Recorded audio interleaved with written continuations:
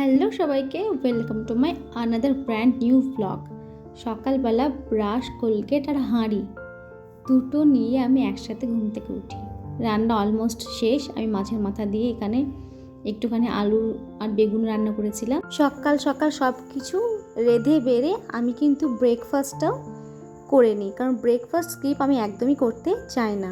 Breakfast করে তো চলো আমি এবার রওনা দিই অফিসের উদ্দেশ্যে। ব্যাগ বা টিফিন বেঁধে নিয়ে যেতে হয় না, কারণ অফিস থেকে আমার রুম খুবই কাছে। তো খাবার সময় আমি কিন্তু রুমে গিয়ে খেয়ে আসি।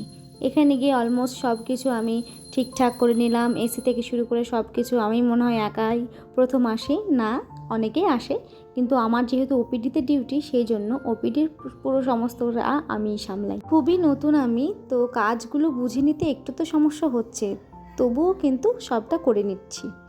এবার আমি সব কিছু রিপোর্ট বের করে নিয়ে এবার এগুলো রেডি ফর ডিসপ্যাচ। সবাই কাজে ব্যস্ত, তো ভাবলাম আমরা দুজনে মিলেই ব্যাংকিংটা করে আসি।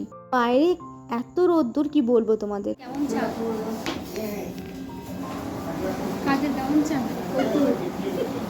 এই দিদিটাকে দেখতে পাচ্ছ, এই মিষ্টি দিদি, এই দিদিটা কিন্তু আমাদের সেন্টার ম্যানেজার। দেখে কি মনে হচ্ছে আমাদের দুজনের এত বন্ধুত্ব হয়ে গেছে। ও তো বলে আমাকে ম্যাম নয় দিদি বলে ডাকবি, দিদি আর তুমি বলেই ডাকি।